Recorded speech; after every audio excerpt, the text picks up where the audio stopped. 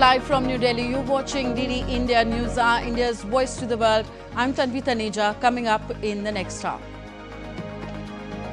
Prime Minister Narendra Modi to participate in the G7 summit in Canada's Kananaskis later today. Will hold bilateral meetings with Italian and Canadian counterparts, and Ukrainian President Volodymyr Zelensky on the sidelines.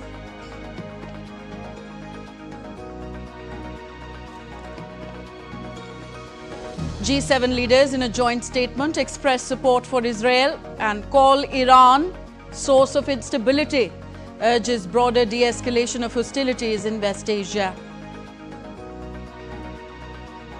US President Donald Trump says his G7 summit early departure has nothing to do with Israel-Iran ceasefire, says Francis Macron had been wrong to suggest so. Israel and Iran continue to conduct extensive strikes as blasts heard in Tel Aviv and Jerusalem on the fifth day of the conflict. Israeli military says Iran's wartime chief of staff killed. Trump predicts Israel would not slow its attacks on Iran. Indian students moved out of Tehran over safety concerns. Some Indians leave Iran through border with Armenia. MEA establishes 24/7 control room in New Delhi.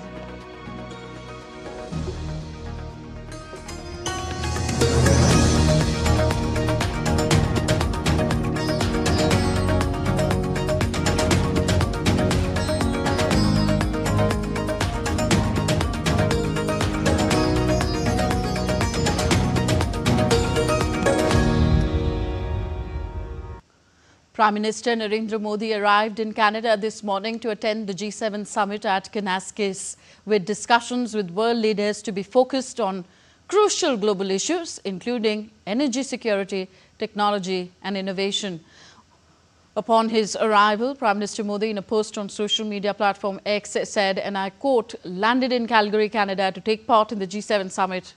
We'll be meeting various leaders at the summit and sharing my thoughts on important global issues. Will also be emphasizing the priorities of the Global South."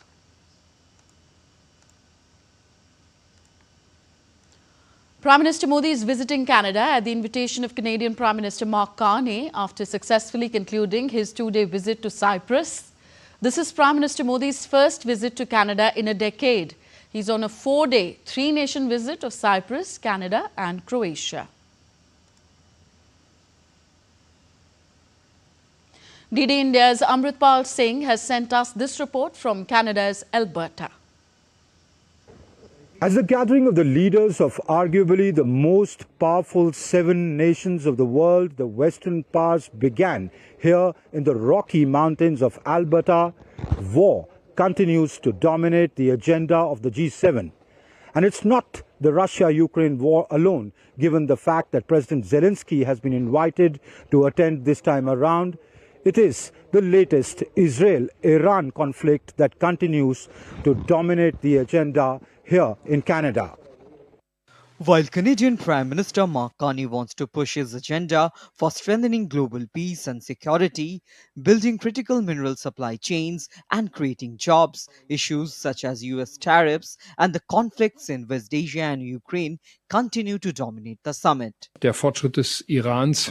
This issue, Iran-Israel conflict, will be very high on the agenda of the G7 summit. Am Freitag militärische Ziele. And this is an issue on which there are divisions within the grouping on how the conflict could be brought to an end. All that the G7 leaders could agree upon is to issue a joint statement calling for de-escalation. Canada has already ditched the idea of a comprehensive joint communique and is expected to issue chair summaries instead. Apart from the G7 countries, leaders from India, Ukraine, Mexico, Australia, South Africa, South Korea and Brazil will be attending the outreach session on June 17th. India's Prime Minister Narendra Modi is in Canada, marking the second leg of his three-nation tour after Cyprus. He will exchange views with leaders of G7 countries, other invited outreach countries, and heads of international organizations at the summit on crucial global issues, including energy security, technology and innovation, particularly the AI energy nexus and quantum related issues. This is the sixth consecutive time that India has been invited as a G7 guest country, which speaks for itself about India's importance in the world. There will be discussions on the sidelines within the G7, or also on the sidelines with all the invitee countries, with the G7 countries, especially on topics of energy security, innovation, emerging technologies, quantum, AI, things which affect all of us today. The Prime Minister will also hold several bilateral meetings on the sidelines of the summit. Apart from India's participation in the outreach session of the G7, Prime Minister Modi's bilateral engagements with world leaders would be significant, especially the one with Mark Carney, which could well prove to be an opportunity to reset the ties between the two nations. With cameraman N.A. Sivakumar, this is Amritpal Singh for DD India in Alberta, Canada. Members of the Indian diaspora across the North American nation have extended a warm welcome to the Indian Prime Minister and expressed hope for a renewed chapter in India-Canada relations. As Prime Minister Narendra Modi arrives here in Canada, there is visible excitement in the Indian diaspora. Also, there is optimism about the meeting between Prime Minister Modi and Prime Minister Carney, given that the relationship between India and Canada in the past couple of years wasn't at its best. The diaspora says they are pinning hopes on that meeting between Carney and Modi to see an upswing in the relationship. I have with me Harish Consul. He's a prominent member of the Indian diaspora here. He's CEO of Okro Group. Hi Harish, thank you for speaking to us. How do you see this meeting, and how do you see what kind of opportunity do you see in the relationship going on an upswing? We're very excited about Prime Minister Modi's arrival. You know, it's been some recent sensitive news, but there's never been a better opportunity for us to remend, grow together. India is the fourth largest economy now, fastest growing. Alberta in particular is the fastest growing region in North America. There's so many opportunities together in tech and innovation and energy and security and ag tech. So we're very excited. The entire community, bahut khush hai. Canada is looking for a partner, especially I can speak for Alberta, because the Premier of Alberta has opened up a Alberta-India trade corridor, which is going to talk about business. Right now we do $188 billion of business with the United States and just around about $500 million with India. So we want to triple our business with India. This invitation has opened a big room for both the countries to work together, prosper together, and definitely it will improve the bilateral ties. Yeah. So I agree that it is going to make a big difference. We both are one of the largest democracies in the world. India is going to be a $10 trillion economy. Canada is already an advanced economy. There is a lot of scope for our cooperation in the green energy, in the IT sector, in the quantum mechanics, in the space exploration. Opportunities are innumerable. So I'm very much hopeful that this time ties between India and Canada is going to be more stronger. Our bilateral relations is going to be more stronger, and we're going to be having a lot of business within these two countries. Because if you see in last 10 years, a lot of Indian people, they are flying to Canada, they are migrating here, and it is very important to have the better relationship between these two countries. So this is the sentiment in Canada on the eve of that crucial meeting between Prime Minister Modi and Prime Minister Carney. The expectation is that this crucial meeting could well prove to be the beginning of a reset in Indo-Canadian ties. With cameraman N.A. Sivakumar, this is Amritpal Singh for DD India in Alberta, Canada. More from Canada, let's tell you what has happened in the G7 summit so far. The group of 7 nations have expressed support for Israel and labelled its rival Iran as a source of instability in West Asia. In a statement issued late on Monday, the leaders called for peace and stability in the region. The joint statement backed by Trump, released by Canada, urged that the resolution of the Iranian crisis leads to a broader de-escalation of hostilities in the Middle East, including a ceasefire in Gaza. The statement also said that Israel has a right to defend itself and stressed the importance of the protection of civilians as the growing attacks kill civilians on both sides. Britain, Canada, France, Germany, Italy, Japan and the United States also stated their conviction that Iran can never have a nuclear weapon. The air war between Iran and Israel, which began on Friday when Israel attacked Iran with airstrikes, has raised alarms in a region that had already been on the edge since the start of Israel's military assault on Gaza in October 2023. US President Donald Trump cut short his G7 summit earlier today. He rejected claims that his early departure from the G7 summit was related to efforts towards a ceasefire between Israel and Iran. Trump rebuffed French President Emmanuel Macron's claims that he left the G7 summit to work on a ceasefire between Israel and Iran. Trump dismissed the assertion as incorrect, saying Macron had no understanding of the real reason for his return, which he hinted was related to something far more significant. He added that whether purposely or not, Emmanuel always gets it wrong, and he even said, "Stay tuned."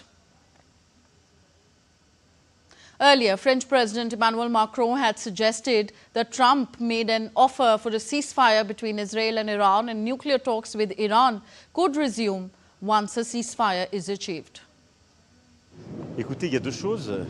La première, le président s'est exprimé il y a quelques minutes pour dire qu'il y avait des discussions qui étaient en cours, ce qui est une bonne chose. Et donc, si les États-Unis d'Amérique peuvent obtenir un cessez-le-feu, c'est une très bonne chose. Et la France le soutiendra et nous le souhaitons. Ensuite, je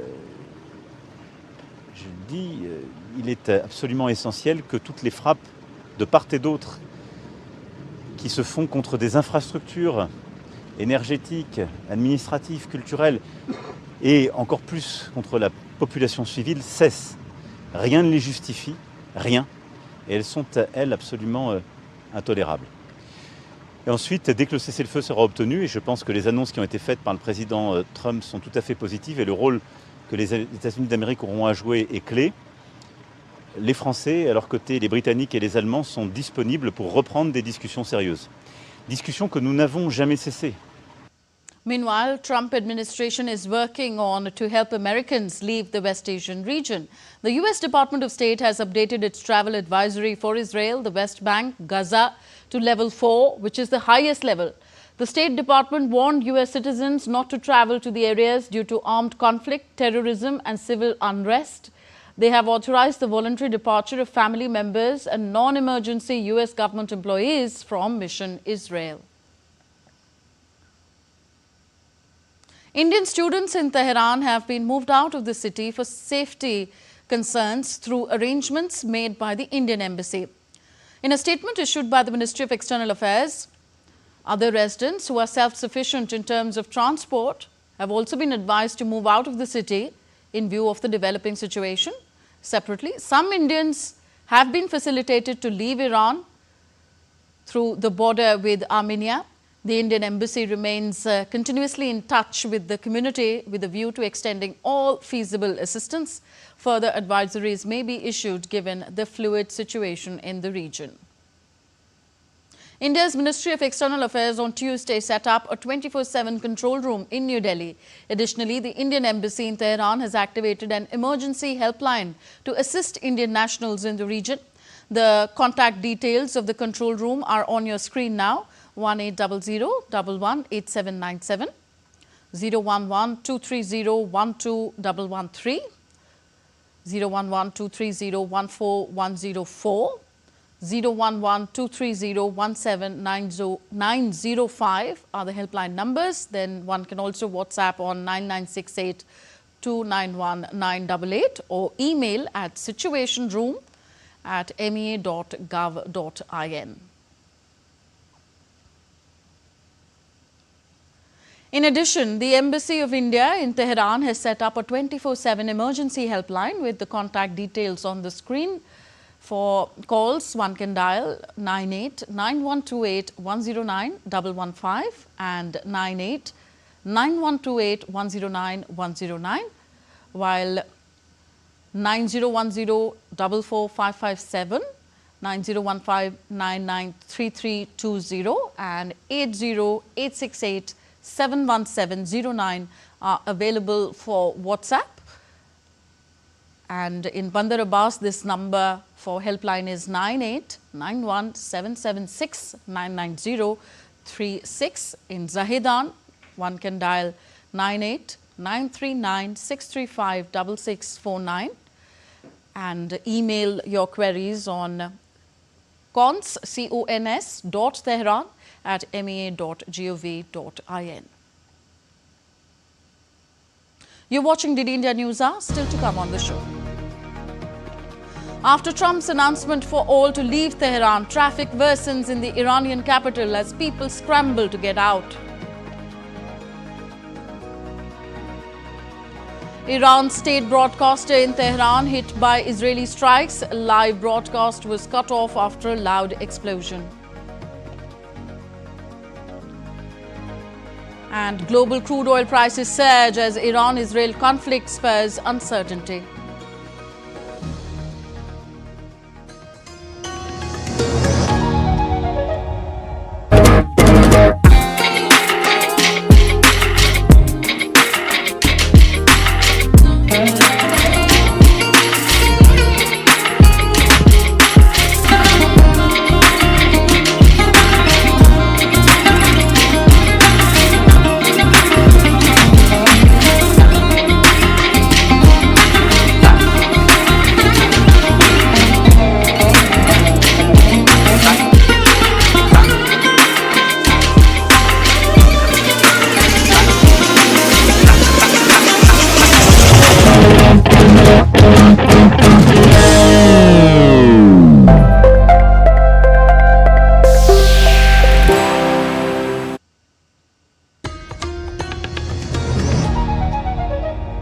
Welcome back. You're watching DD India News Hour. I am Tanvi Taneja.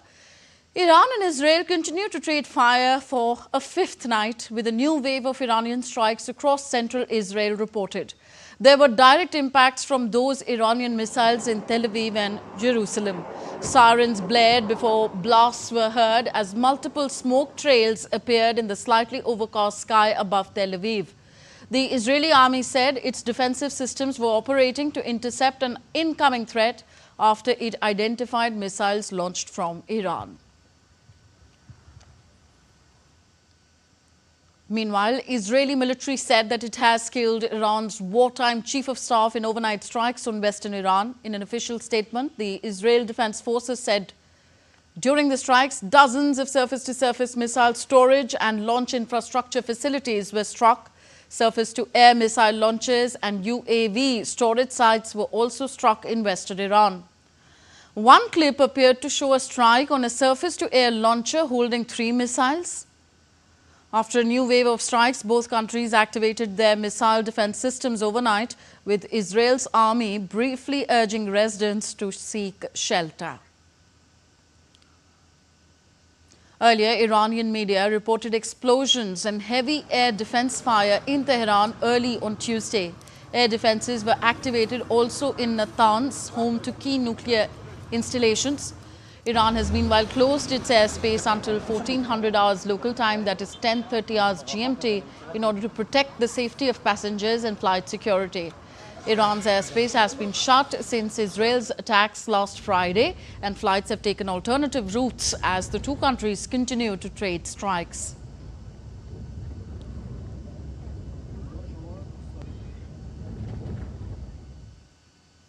Israel strikes on the headquarters of Iran's state television in Tehran killed 3 people, the broadcaster said on Tuesday, a day after the attack.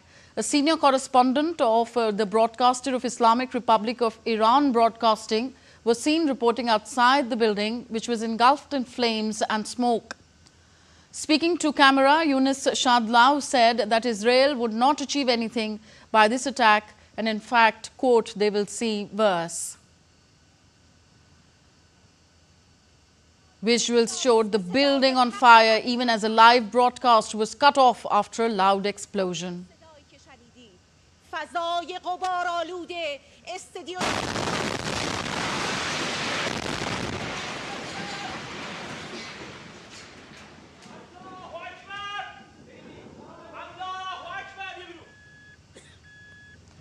The Israeli strikes came after it warned hundreds of thousands of people in the middle of Tehran to evacuate. The warning came on the fourth day of the conflict between the regional foes.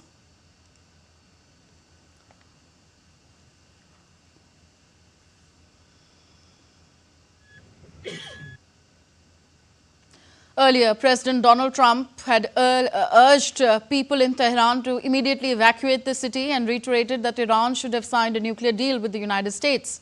In a post on Truth Social, Trump said, and I quote him, "Iran should have signed the deal. I told them to sign. What a shame and a waste of human life." Simply stated, Iran cannot have a nuclear weapon. I said it over and over again. Everyone should immediately evacuate Tehran. And following this tweet, heavy congestion was reported on the Karaj-Chalus road heading west from Tehran on Monday. Long lines of vehicles were stuck in gridlock with the brake lights of hundreds of cars visible in the direction of Karaj, a city located just west of Tehran.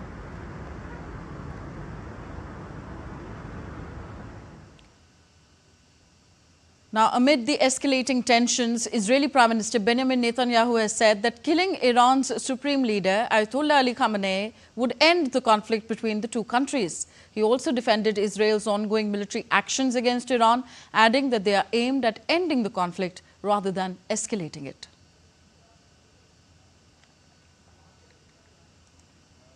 Half a century of conflict spread by this regime that terrorizes everyone in the Middle East, has bombed the Aramco oil fields in Saudi Arabia, is spreading terrorism and subversion and sabotage everywhere. That's the forever war is what Iran wants. And they're bringing us to the brink of nuclear war. In fact, what Israel is doing is preventing this, bringing an end to this aggression. And we can only do so by standing up to the forces of evil. Look, democracies have had to learn this lesson. Meanwhile, according to news reports, the White House is discussing with Iran the possibility of a meeting this week. The meeting is expected between U.S. Envoy Steve Witkoff or Vice President J.D. Vance and Iranian Foreign Minister Abbas Araghchi. Either side is yet to make the confirmation. Earlier, the sixth round of nuclear talks between the two sides was scheduled to be held in Muscat last Sunday, but it was cancelled due to Israeli strikes over Iran. However, Oman, which has been mediating these talks, asserted that diplomacy and dialogue remain the only pathway to lasting peace. Global stocks slid and oil prices rose on Tuesday in the backdrop of developments in West Asia. This sparked a wave of risk-off moves in early Asian trading. S&P futures fell 0.5%, European futures slumped 0.7%, while crude oil prices briefly jumped over 2%. This week, the Bank of Japan was the first central bank to announce its monetary policy decisions, keeping short-term interest rates steady at 0.5% as anticipated. Additionally, the Bank of Japan opted to maintain its current bond tapering schedule until March 2026, while introducing a new plan to slow down the reduction of its balance sheet starting after next April.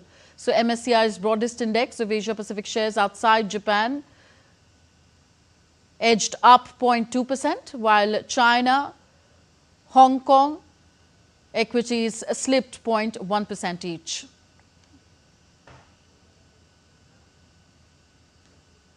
Vaccination experts recently fired by the Trump administration raised concerns in an editorial expressing alarm over the actions of Robert F. Kennedy Jr., the U.S. Secretary of Health and Human Services, known for his vaccine skepticism.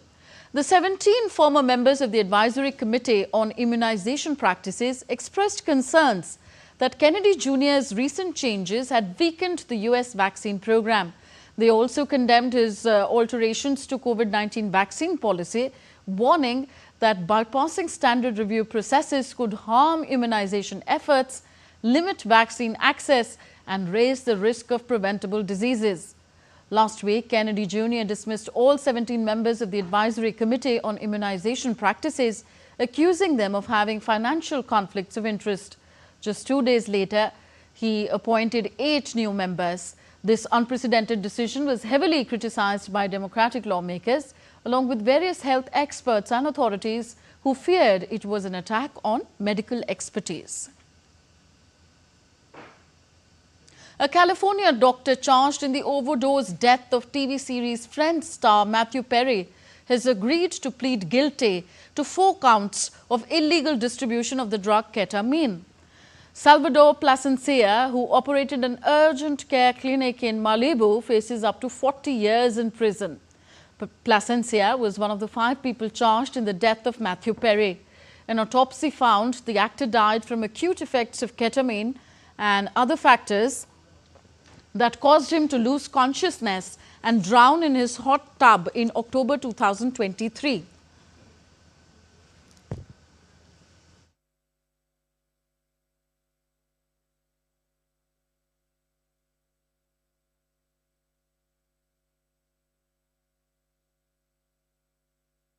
In the plea agreement, Plasencia admitted to injecting Perry with ketamine at the actor's home and in a Santa Monica parking lot in the weeks before his death in exchange for thousands of dollars.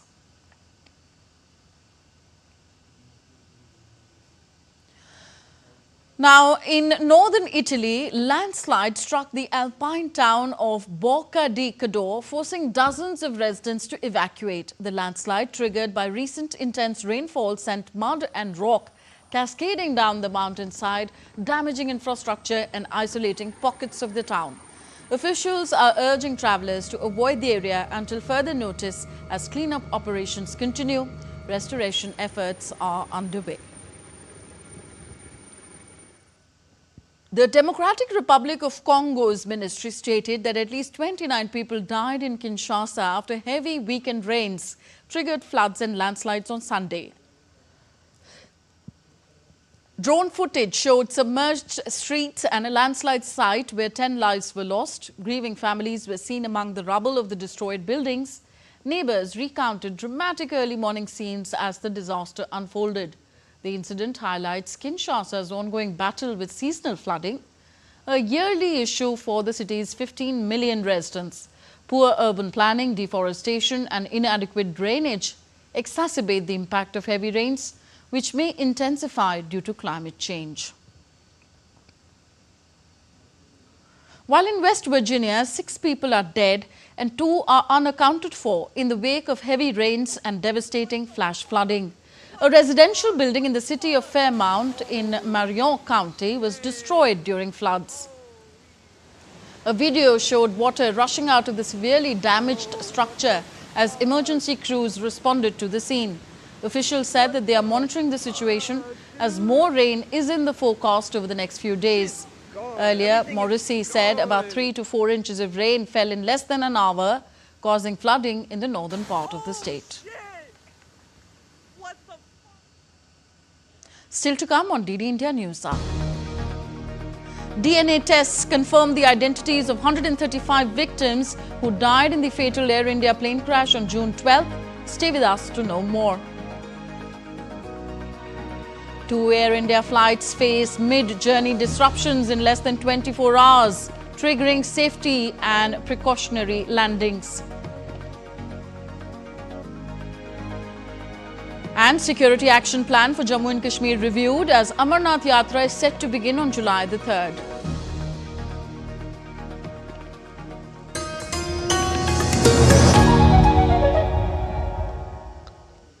Near the heart of India, a land filled with surprises.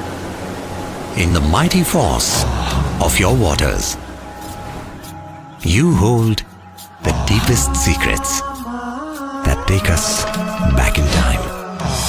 When it's said that the gods walk this land, this is where we feel the warmth of your faces. See hands that mold life. While embracing change, you grow. In you is the land that gives, creates, nurtures, grows, and builds. It's all in you. Come, experience Chhattisgarh.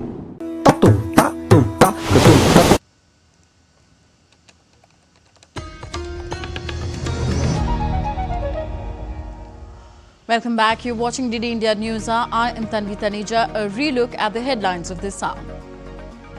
Prime Minister Narendra Modi to participate in the G7 summit in Canada's Kananaskis later today will hold bilateral meetings with Italian and Canadian counterparts and Ukrainian President Zelensky on summit sidelines. G7 leaders in a joint statement express support for Israel, call Iran source of instability, urges broader de-escalation of hostilities in West Asia. US President Donald Trump says his G7 summit's early departure has nothing to do with Israel-Iran ceasefire, says France's Macron had been wrong to suggest so. Israel and Iran continue to conduct extensive strikes as blasts heard in Tel Aviv and Jerusalem on 5th day of the conflict. Israeli military says it killed Iran's wartime chief of staff. Trump predicts Israel would not be slowing its attacks on Iran. Indian students moved out of Tehran for safety reasons. Some Indians facilitated to leave Iran through the border with Armenia. MEA establishes 24/7 control room in New Delhi. Next, updates on the Ahmedabad plane disaster. 5 days after the unfortunate incident, authorities continue to work round the clock to ensure that DNA samples could be matched and remains handed over to the grieving families as quickly as possible. So far, tests have verified the identities of 135 victims who died on June 12th, and the mortal remains of 101 victims were handed over to their families. The testing is being done by teams from the Forensic Science Laboratory, the National Forensic Sciences University. The Gujarat government is closely coordinating with the civil hospital to ensure smooth communication between officials and victims' families. Meanwhile, the first meeting of the high-level committee set up by the government to investigate the tragic plane crash was held in New Delhi on Monday. Chaired by the Union Home Secretary Govind Mohan, the members, including Secretary Ministry of Civil Aviation, senior officials from the Home Ministry, officials of the Home Department and State Disaster Response Authority of Gujarat, Police Commissioner of Ahmedabad, Director General of Inspection and Safety in the Indian Air Force and Director General of Bureau of Civil Aviation Security also attended the meeting. The panel will submit its report within 3 months, which is expected to focus on formulating standard operating procedures for preventing such occurrences in the future.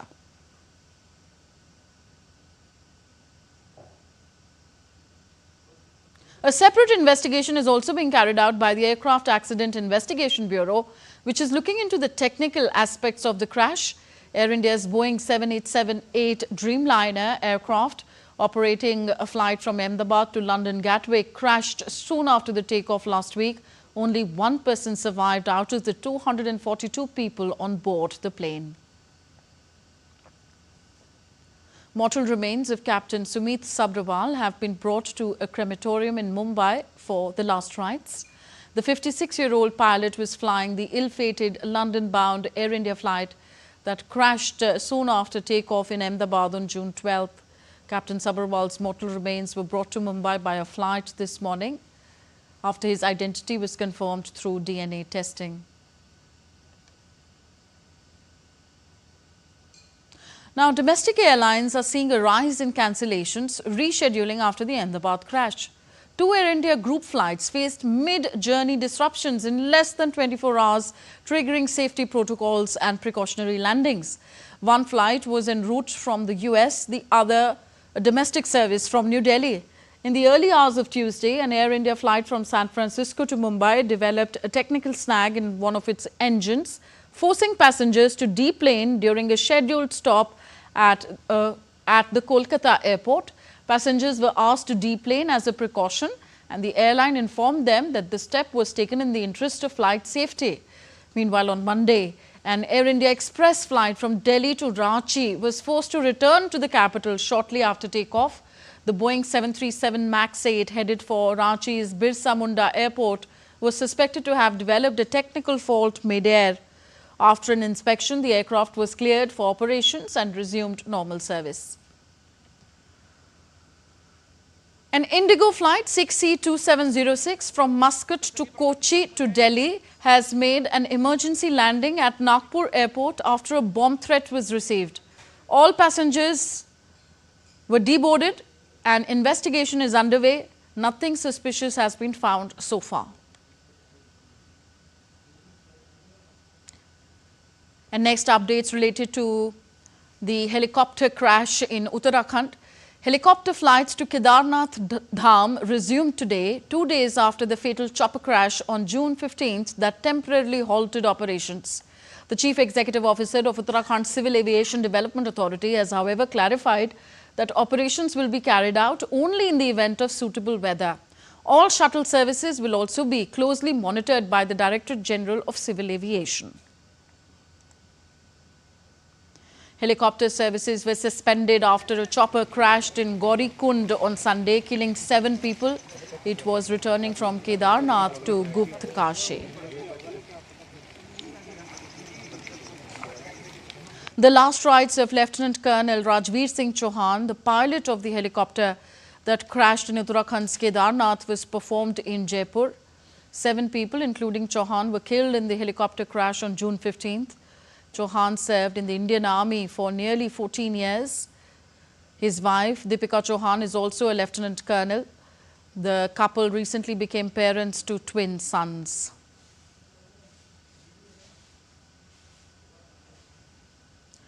Now, in Jammu and Kashmir, Lieutenant Governor Manoj Sinha has announced the reopening of several major tourist spots in the Union Territory that were temporarily closed following the April 22nd terror attack in Pahalgam.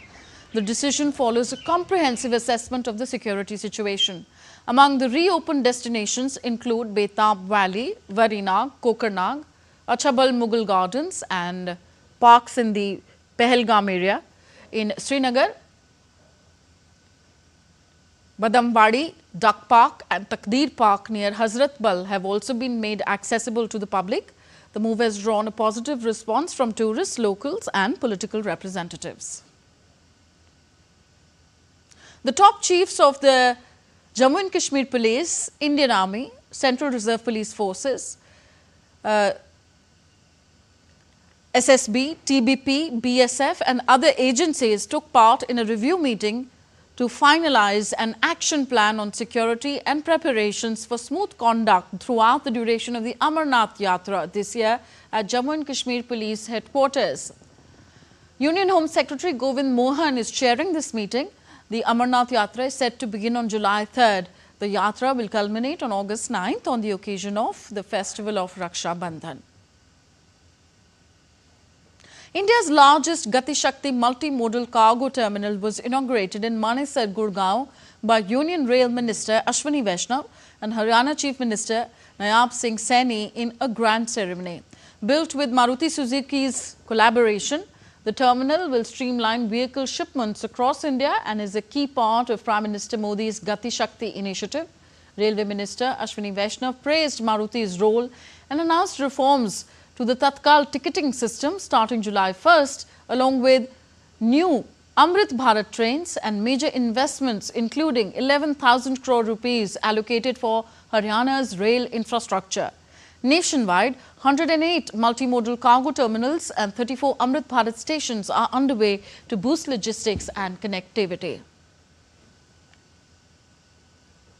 एक अलग ही railway की देश में लोगों के मन में एक छवि सी बन गई थी और असुविधा रहती थी।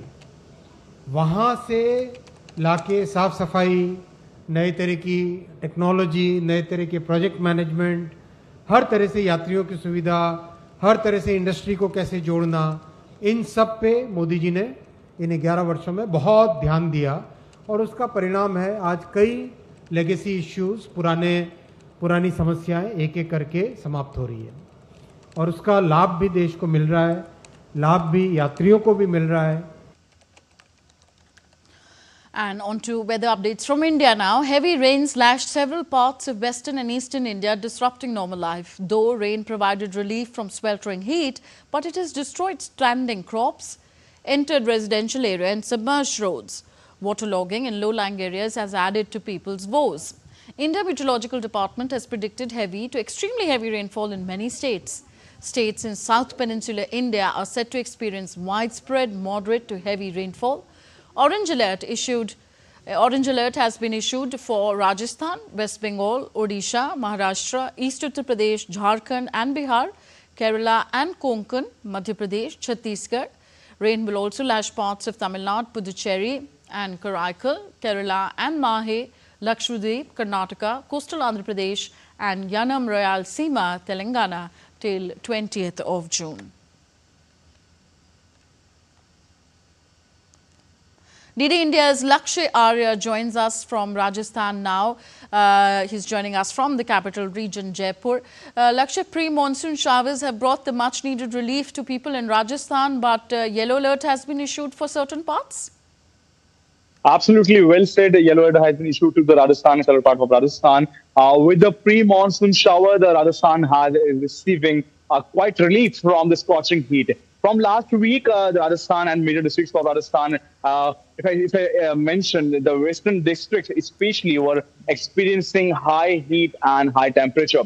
Sriganganagar was recorded as the highest hottest city in the Rajasthan with a 49.3 degrees Celsius last week. But with the pre-monsoon shower, the state is receiving light breeze and light rainfall across the state, especially in the southern districts of Rajasthan and Shekhawati region. Well, if I mention about it, in the Jaipur division, Kota division, Ajmer division and Jodhpur along with the other divisions of the southern Rajasthan is receiving a good pre-monsoon shower with which the people are experiencing a relief from the scorching heat. Because from last 2 weeks, the state was experiencing high temperature and there were several advisories were issued with the local administration and with the health and medical department regarding the scorching heat and high temperature.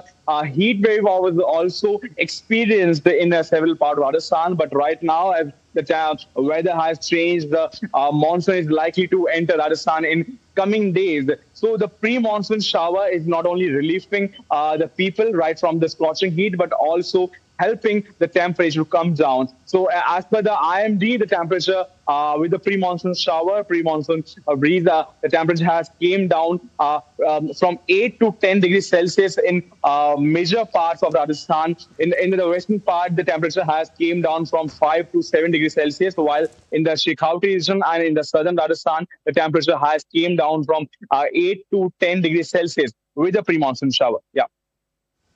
Okay, thank you very much, Lakshya Arya, joining us from Jaipur. Still to come on DD India News Hour. In the run-up for the 11th International Day of Yoga, India's Border Security Force BSF personnel practice yoga in Jaisalmer, Rajasthan.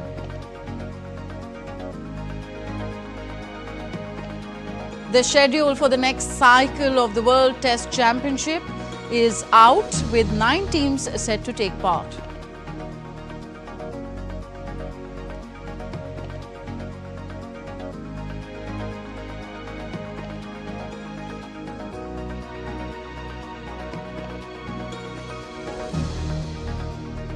And Times Square in New York filled with excitement amid the world premiere of new Brad Pitt sports drama film F1.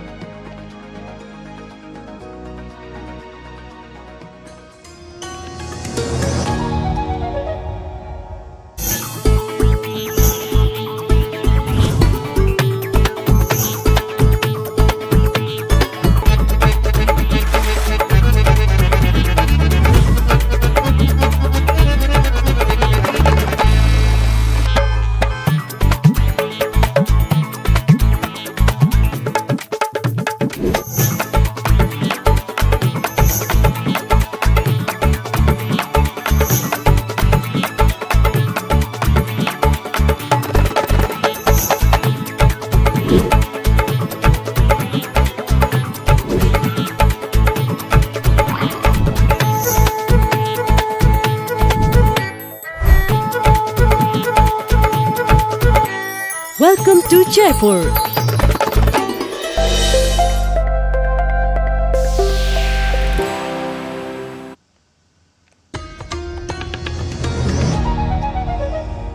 Welcome back. You're watching DD India News Hour. I am Tanvi Taneja.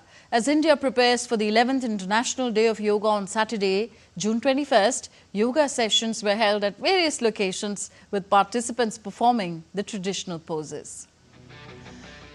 The Morarji Desai National Institute of Yoga kicked off the Yoga Bandhan in New Delhi as part of the build-up to the International Day of Yoga 2025. The event began with a serene prayer and warm introductions as foreign delegates joined hands in the spirit of yoga and global harmony. Organized by the Ministry of Ayush, Yoga Bandhan is one of the 10 signature events under International Day of Yoga 2025 aimed at strengthening global ties through institutional and people-to-people connections through yoga. Participants will engage in cultural visits, wellness sessions and collaborative dialogues leading up to the grand celebration on June 21st. Rajasthan Chief Minister Bhajan Lal Sharma led a yoga session at his official residence on Tuesday, joined by students and security staff. He urged people to make yoga an integral part of their lives. The Chief Minister participated in the yoga session with students and security personnel. He thanked Prime Minister Narendra Modi for taking yoga to the global stage. In Rajasthan itself, border security force troops performed yoga at the Indo-Pak border outpost. The troops, dressed in conventional army cargo pants and white shirts, were seen performing various yoga asanas as part of an initiative to promote overall well-being and message of embracing yoga in everyday life. Ahead of International Day of Yoga, people in Uttar Pradesh's Prayagraj gathered in large numbers to perform yoga in water.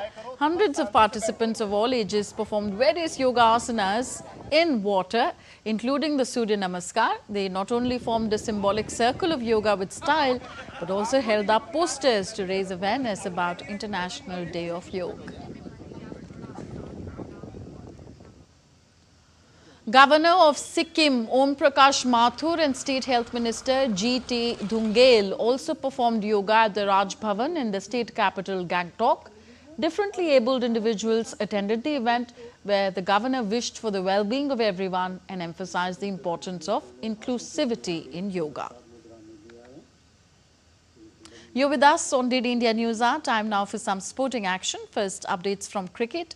Days after South Africa lifted the World Test Championship WTC title after beating Australia at Lord's, the schedule for the next cycle of the WTC is out. The 2025-27 cycle of the World Test Championship will kickstart with Sri Lanka hosting Bangladesh in 2 test matches.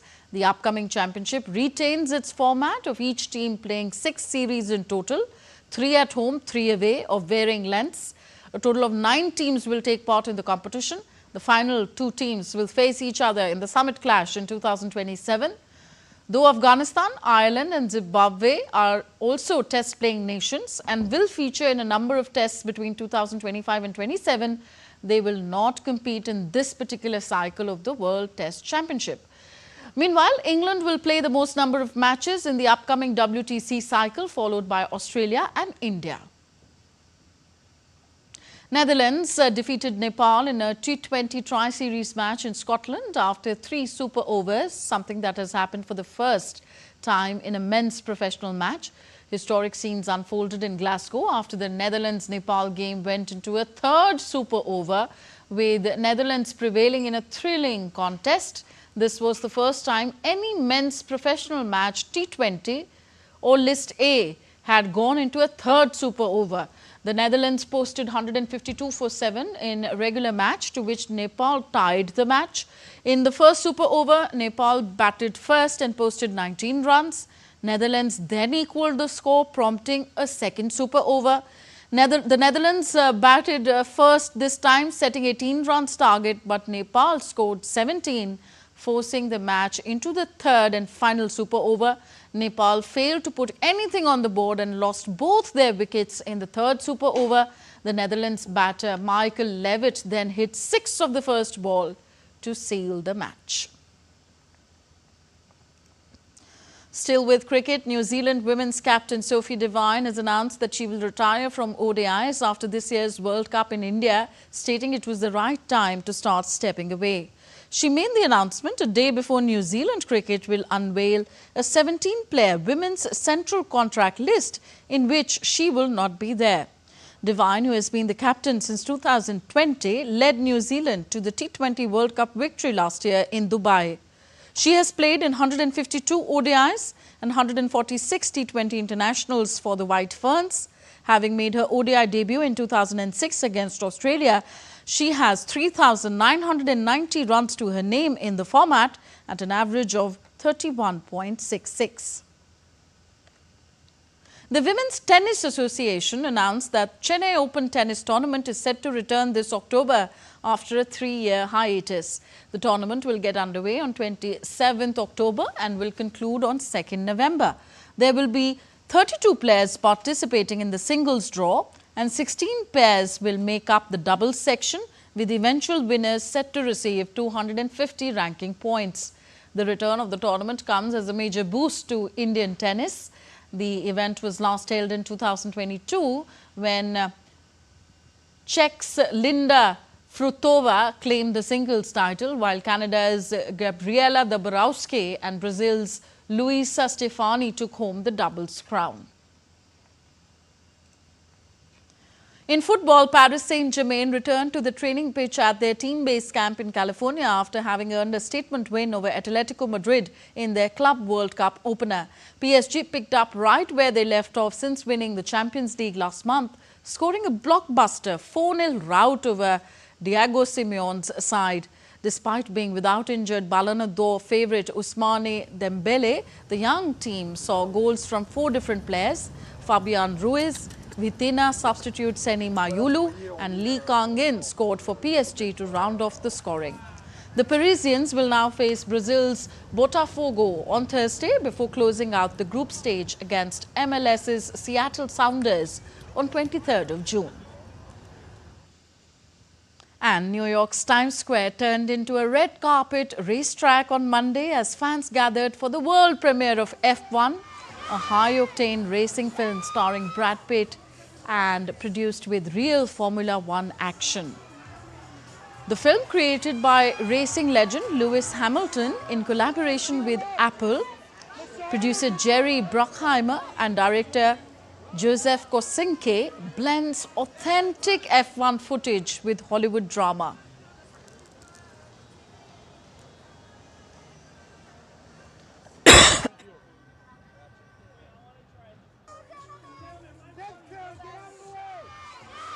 Brad Pitt stars as a retired driver returning to help a struggling team, mentoring a rising star played by Damson Idris. Portions of the movie were filmed at actual Grand Prix events, with Pitt and Idris driving real race cars on active F1 tracks. F1 is set to hit theatres on June 27th, distributed by Warner Brothers. Just one in a lifetime, you know? I can't believe it after all this time I'd find something like this. It was just this audacious idea of Joe Kosinski's to put us on the track and embed us in the F1 racing season.